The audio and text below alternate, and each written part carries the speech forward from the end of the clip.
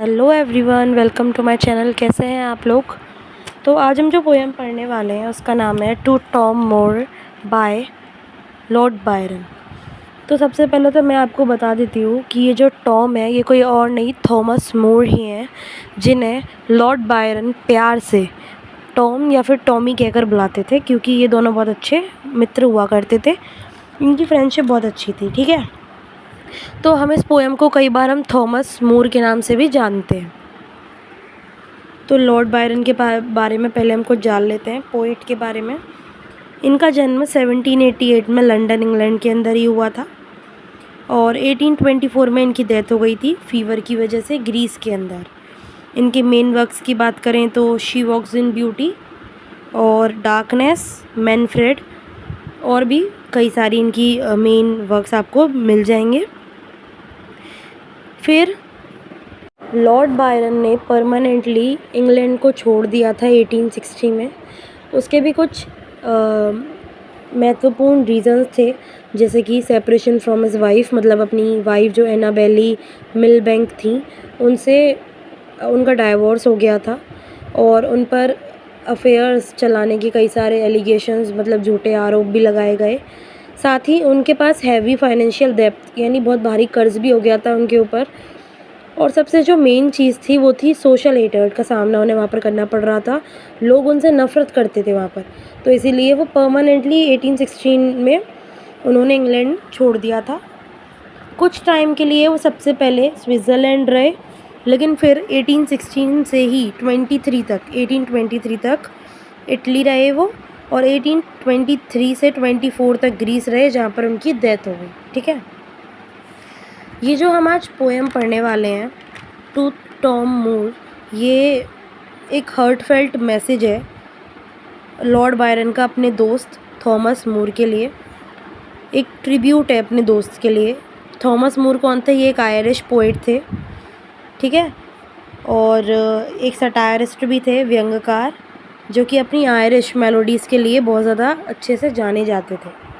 यहाँ पर पोएम में जो लॉर्ड बायरन है वो अपनी खुद की जो फीलिंग्स हैं, एग्ज़ाइल, मतलब जो वो छोड़कर गए इंग्लैंड को, उसकी फीलिंग और फ्रेंडशिप को लेकर के उनकी फीलिंग को एक्सप्रेस कर रहे हैं। ठीक है, अगर हम सेंट्रल थीम की बात करें तो रिवॉल्यूशनरी स्पिरिट होगी इसमें, मतलब कि जो उनके क्रिटिक्स, उनके एनिमीज़ हैं, वो भी उन्हें तोड़ नहीं पाए, चाहे वो इटली वगैरह चले गए लेकिन इंग्लैंड से, लेकिन उन्होंने अपना काम करना नहीं छोड़ा। और दूसरा होगा रेजिलिएंट फ्रेंडशिप, यानी कि मजबूत, ना टूटने वाली दोस्ती। अब ये जो पोएम है ये बायरन ने इंग्लैंड छोड़ने के तुरंत बाद में लिखी है। जब वो कहाँ पर थे? इटली, वेनिस के अंदर थे, तब वहाँ पर उन्होंने किसके लिए लिखी? थॉमस मूरे के लिए। वास्तविकता में ये एक छोटी लिरिकल पोएम है जिसका जो मेन उद्देश्य है लॉर्ड बायरन का लिखने का, वो था जो लेटर में हम जो अपने लेटर लिखते टाइम जो हमारे सेंटीमेंट्स होते हैं उसको हम लेटर में लिखते हैं, तो वैसे ही उन्होंने उन सेंटीमेंट को वर्ड्स यानी पद्य पोएम में लिखना चाहा, और वो किसको भेजा? थॉमस मूरे को। 1817 में ये पोएम लिखी गई थी, जुलाई 1817 में, वेनिस के अंदर। और ये जो पोएम है ये सबसे पहली बार 8 जनवरी 1821 को द ट्रैवलर के अंदर पब्लिश हुई, और बाद में मूर की जो बायोग्राफी है, जीवनी है पहली, लेटर एंड जनरल्स, जो कि लॉर्ड बायरन, जो कि थॉमस मूर के द्वारा लिखी गई है और एडिटेड, संपादित की गई है, उसमें इस पोएम को इंक्लूड कर लिया गया 1830। ठीक है, कब? पोस्ट्यूमसली, उनकी डेथ के बाद। 1824 में तो उनकी डेथ हो गई थी। ये एक फेयरवेल पोएम है। स्ट्रक्चर की बात करें तो इसमें टोटल 20 लाइन है, जो कि 5 क्वार्टरेंस में डिवाइड है। क्वार्टरेंस यानी 4-4 लाइन की एक स्टैंजा, 4 लाइन की एक स्टैंजा, ऐसे ही 5 क्वार्टरेंस है। अब हम अपनी पोएम शुरू करते हैं। तो इसमें पहली ही लाइन है, my boat is on the shore and my bark is on the sea. तो यहाँ पर जो पोइट है वो कह रहे हैं कि मेरी जो बोट है, मेरी जो नाव है, वो कहाँ पर खड़ी हुई है? शोर, समुद्र के किनारे पर खड़ी हुई है, जहाँ से वह जहाज पकड़ने के लिए जाएंगे, अभी गए नहीं हैं। एंड माई बार्क यानी मेरा जो जहाज़ है वो कहाँ पर है, इज़ ऑन द सी, वो समुद्र में खड़ा हुआ है। मतलब उनकी जो शिप है उसमें बैठने के लिए वो अभी बोट में बैठकर किनारे से निकलेंगे और समुद्र में जाएंगे शिप पर बैठने के लिए। अभी वो निकले नहीं हैं, तो वो उस टाइम की बात कर रहे हैं कि मैं निकलूँ उससे पहले मैं तुमसे कुछ कहना चाहता हूँ। But before I go Tom मूर,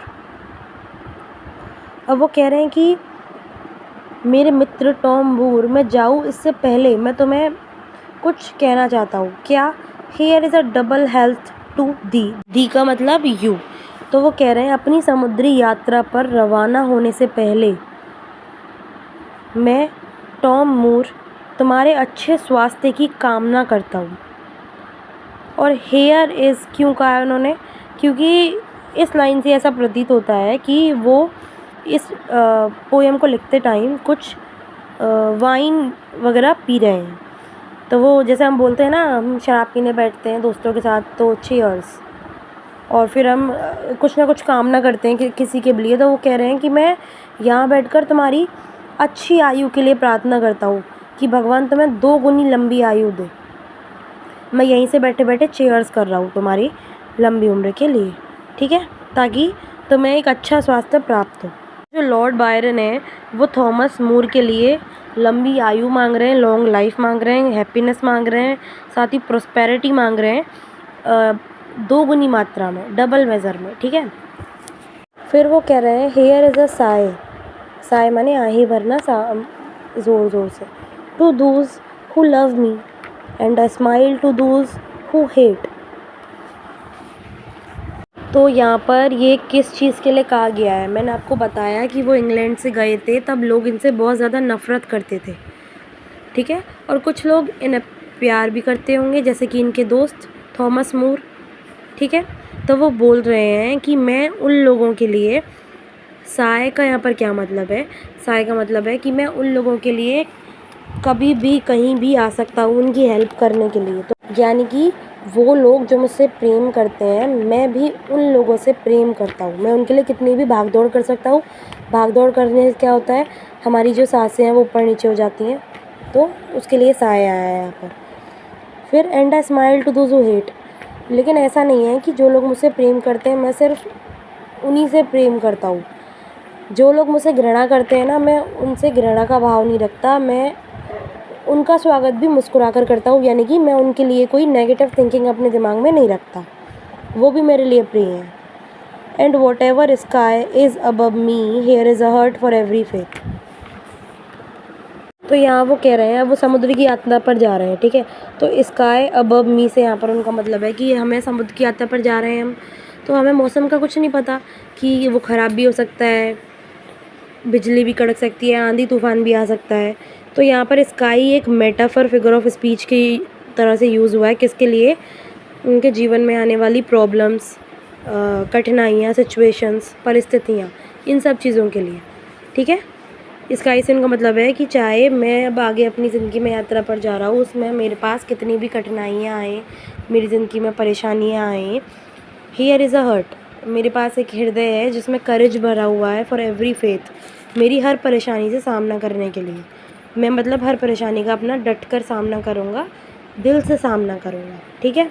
तो स्काई मेटाफर है परेशानियों के लिए, और फॉर फेथ में अलिट्रेशन भी यूज़ हुआ है। अगला है दो, the ocean roar around me yet it still shall better me on. Ocean roar मतलब शेर दहाड़ता है, शेर लिविंग बीइंग है, ओशियन लिविंग बीइंग नहीं है। तो जब किसी नॉन लिविंग बीइंग को, जीते जागते इंसान की कोई क्वालिफ़िकेशन दी जाए तो उसको हम पर्सोनिफिकेशन फिगर ऑफ स्पीच कहते हैं। तो ओशियन का यहाँ पर, ओशियन को पर्सोनिफाई किया गया है, इंसान की क्वालिटी दी गई है, ठीक है, दहाड़ना। तो यहाँ पर वो कह रहे हैं कि चाहे जो, अब मैं शिप पर सफ़र कर रहा हूँ तो मेरे आसपास जो मेरा समुद्र ओशियन है वो कितने भी मतलब लहरें उसके ऊपर उठें, उथल पुथल करें नाव को, यानी जितनी भी प्रॉब्लम्स हैं चाहे वो मुझे कितना भी घेर लें, परेशान करें, yet it still shall better me on, लेकिन फिर भी तुम मेरी चिंता मत करना, मैं उनका डट कर सामना करूँगा, मैं उन्हें, उन प्रॉब्लम्स को उन सिचुएशंस को खुद पर हावी नहीं होने दूँगा। Though a desert should surround me, it has springs that may be warm. अब ओशन की बात हो रही है तो डेजर्ट कैसे आया? ये भी एक मेटाफर है। मेटाफर रूपक अलंकार, मतलब जब किसी चीज़ को इनडायरेक्टली कोई दूसरी चीज़ बताने के लिए यूज़ किया जाता है। तो यहाँ पर जो डेजर्ट रेगिस्तान है वो किसके लिए रूपक है, मेटाफर है? लोनलीनेस, आइसोलेशन, अकेलेपन के लिए। कि आगे जाकर मैं जब मतलब अब यहाँ से चला जाऊँगा इंग्लैंड छोड़कर, तो चाहे मैं कितना भी अकेला रह जाऊँ, मुझे पता है मुझे अकेलापन चाहे कितना भी घेर ले, लेकिन मैं क्या करूँगा? It had spring that may be warm.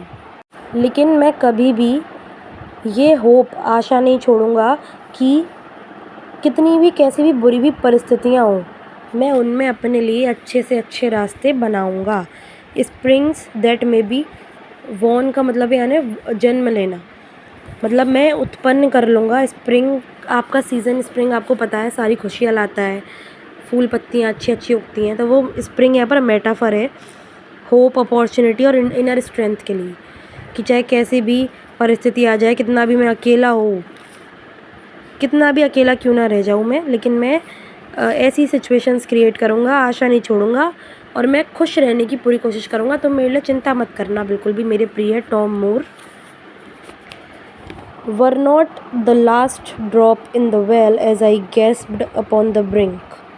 तो ये जो लाइंस हैं, इनमें लास्ट ड्रॉप को भी मेटाफर के रूप में यूज़ किया है, और जो ये ब्रिंक का मतलब यहाँ पर होता है कगार। हम बोलते हैं ना मैं मरने की कगार पे हूँ, मतलब किनारा या फिर छोर, मैं बर्बाद होने की कगार पर हूँ। गैस्प्ड का मतलब है ज़ोर ज़ोर से सांस लेना, ठीक है। और ये लास्ट ड्रॉप रूपक किसका है? डेप्रीवेशन, हानि का। ये हमें दर्शाता है बहुत ज़्यादा एक्सट्रीम इमोशनल अटैचमेंट को और सोशल आइसोलेशन, यानी लोगों से बिल्कुल अकेले रह गए हैं वो। जहाँ पर जो स्पीकर है उसने सब कुछ खो दिया है, लेकिन जो उसका अफेक्शन है टुवर्ड्स हिज फ्रेंड वो नहीं खोया, ठीक है।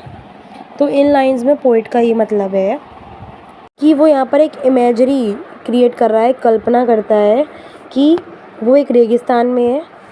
मानो कि मैं एक रेगिस्तान में हूँ, वो दोस्त से कह रहा है अपने से कि तुम मानो कि मैं एक रेगिस्तान में हूँ, तो वहाँ पर मुझे एक कुआं दिखता है, जिस कुएं में एक अंतिम लास्ट ड्रॉप बची हुई है और उसे प्यास लग रही है। तो चाहे मैं मरने की कगार पर, ब्रिंक, कगार पर हूँ, ज़ोर ज़ोर से सांसें ले रहा हूँ मैं प्यास की वजह से, लेकिन फिर भी मैं उस बूंद को, before my fainting spirit fail, अब इससे पहले कि मैं प्यास से, जो मेरी आत्मा है, स्पिरिट है, फेंटिंग, वो बेहोश होकर के गिर जाए, यानी कि मैं मर जाऊँ, उससे पहले it is you that I would drink. ये वो बूंद होगी, मतलब यह वो जाम होगा, शराब की बात हुई यहाँ पर, यह वो जाम होगा जिसे मैं तुम्हारे नाम से पीऊँगा, मेरे दोस्त टॉम मूर। मतलब ये वो अंतिम घूंट है जो मैं अपने मित्र के नाम पर पी जाऊँगा। उसके कहने का तात्पर्य है कि जीवन की कितनी भी कठोर जो स्थिति, सिचुएशंस में भी वह अपने मित्र टॉम मूर के जो प्रॉस्पेरिटी, कल्याण की कामना है वो नहीं छोड़ेगा। उसके लिए तो वो उसके हेल्थ की प्रार्थना ज़रूर करेगा, ठीक है। ये जो फेंटिंग स्पिरिट है, इसमें पर्सोनिफिकेशन है दोबारा से। स्पिरिट एक नॉन लिविंग थिंग है जिसको ह्यूमन क्वालिटी दी गई है बेहोश होने की। साथ ही ये जो दो लाइंस हैं, were not the last drop in the well and as I good gasped upon the brink, इसमें हाइपरबली, फिगर ऑफ स्पीच है, अतिशयोक्ति, अलंकार, इसमें बड़ा चढ़ाकर बताया है जिससे जो वास्तविकता है, रियलिटी है, उससे बड़ा इफ़ेक्ट क्रिएट हो सके।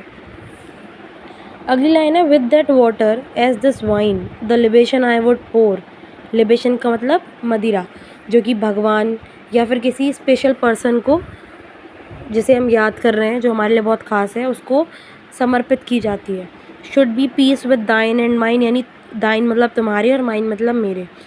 And a health to thee माने यू, टॉम मूर। तो यहाँ पर वो कह रहे हैं कि विद वो जो पानी था, जो मतलब कुएं में जो मुझे लास्ट ड्रॉप मिली थी, एज दिस वाइन, उसे मैं शराब समझ करके, वाइन यानी शराब, और दिस वाइन आया है, मतलब जब वो पोएम लिख रहे हैं तो वो वाइन पी रहे हैं। तो उसमें उन्होंने लिखा है कि मैं उस पानी की बूंद को, ये जो शराब मैं अभी पी रहा हूँ, वो समझकर तुम्हारा नाम लेके, तुम्हारे नाम की लास्ट जो जाम, तुम्हारे नाम इस जाम को करके मैं पी जाऊँगा। द लिबेशन आई वुड पोर, और ये जो मेरा आखिरी जाम है, ये द लिबेशन, ये जो मदिरा है, आई वुड पोर, ये मैं कैसे समर्पित करूँगा? तो मैं मेरे प्रिय मित्र थॉमस मूर को। अब ये जो should be peace with thine and mine है, ये स्टेंजा की कोर विश है, मतलब स्टेंजा के अंदर लॉर्ड बायरन की मुख्य इच्छा है। अब वो कह रहे हैं कि मैं चाहता हूँ कि क्या हो, तुम्हारी फैमिली और मेरी फैमिली, मतलब मैंने इंग्लैंड छोड़ दिया है, मेरी बदनसीबी है, लेकिन तुम वहाँ हो, मेरी फैमिली वहाँ है, तुम्हारी फैमिली वहाँ है। तो मैं चाहता हूँ कि तुम्हारी फैमिली के लोगों के बीच में, वहाँ जो लोग रहते हैं उनके बीच में, और मेरी फैमिली के लोगों के बीच में हमेशा पीस, शांति बनी रहे। साथ ही हम दोनों भी एकदम शांतिपूर्ण वातावरण जो होता है उससे अपनी दोस्ती को बरकरार रखें। And a health to you Tom Moore, और मैं अंतिम बार वाइन पीते पीते, शराब पीते पीते, मदिरा पीते पीते तुम्हारे स्वास्थ्य की ही कामना करता हूँ, टॉम मूर। मतलब बेसिकली ये जो पोएम है ये इन दोनों की दोस्ती के लिए ही समर्पित है। एक तरह से मैं आपको एग्जांपल दूँ तो ये उस टाइम के जय वीरू हो सकते हैं, ठीक है हो ही सकते हैं, जब ऐसे ये एक दूसरे को लेटर की तरह लिख रहे हैं, तो आप इन्हें उस टाइम के जय वीरू के रूप में ले सकते हैं, जो एक दूसरे को बहुत याद किया करते थे जब ये छोड़कर चले गए थे इंग्लैंड। दोनों इंग्लैंड में ही पैदा हुए थे, पोइट्री लिखा करते थे दोनों ही। तो ज़्यादा ऐसी पोएम है नहीं, बहुत सिंपल पोएम है। अगर फिर भी आपको कोई वर्ड, कोई लाइन नहीं समझ में आई हो तो आप मुझे कमेंट करके पूछ सकते हैं। साथ ही मैंने आपको इसका स्ट्रक्चर, बैकग्राउंड सब समझा ही दिया है, कहाँ से ली गई है, कब पब्लिश हुई है। अगर आपको वीडियो पसंद आई हो तो वीडियो को लाइक करें, साथ ही चैनल को सब्सक्राइब करें। आज के लिए इतना ही। Thank you and bye.